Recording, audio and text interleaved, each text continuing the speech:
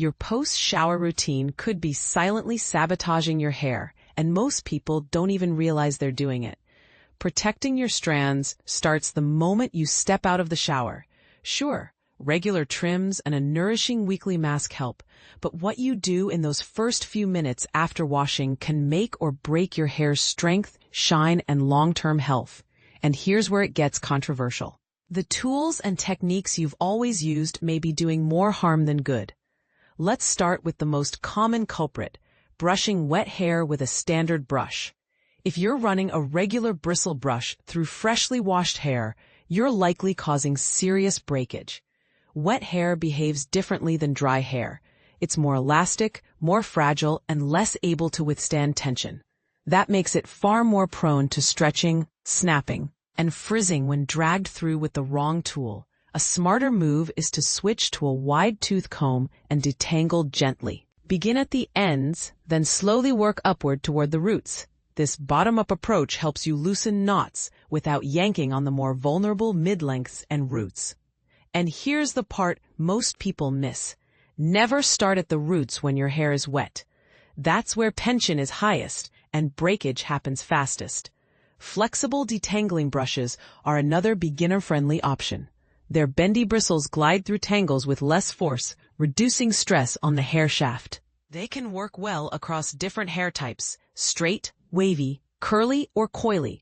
As long as you still go slow, keep your grip light and let the tool do the work. Think patient and gentle, not fast and forceful. Another sneaky mistake, hitting sopping wet hair with a blow dryer or hot tool.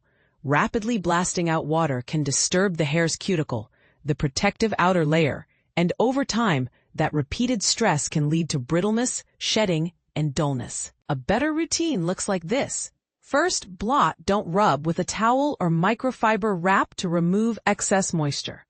Then let hair air dry until it's damp before using a dryer on a moderate heat setting. If you're styling with a flat iron or curling iron, wait until hair is fully dry. And always use a fleet protectant to create a buffer against high temperatures. Of course, not all damage comes from your tools. Lifestyle and chemical factors matter too. Stress. Nutrient-poor diets, hormonal shifts, and frequent bleaching or coloring can weaken strands from the inside out. If your hair seems dull, frizzy, or prone to snapping, consider both your styling habits and what's happening in your body.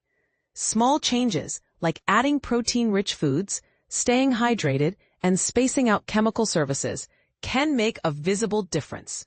Now for a twist that might raise eyebrows. Some people swear by beer as a DIY hair booster. The idea is that beer contains nutrients like protein, calcium, iron, selenium, vitamin D, vitamin E, and zinc, all of which are associated with hair health. Sounds promising, right? But here's the reality check. There's no strong clinical evidence that rinsing with beer directly improves hair quality. And even if beer does contain helpful vitamins and minerals, a balanced diet will provide far more meaningful amounts than a topical rinse ever could. If you want to experiment for fun, that's your call. Just keep your expectations realistic and prioritize proven practices first. Practical post-shower checklist to protect your hair.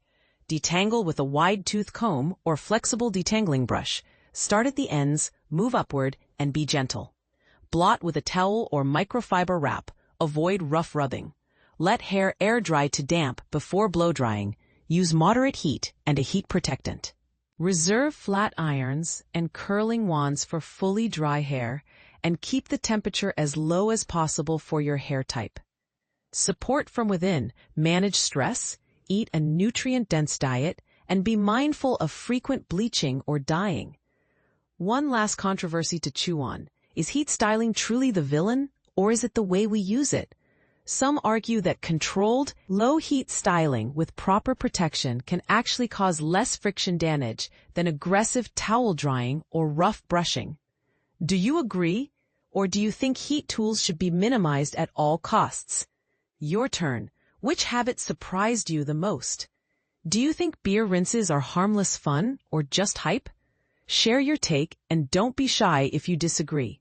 That's where the most helpful hair care conversations begin.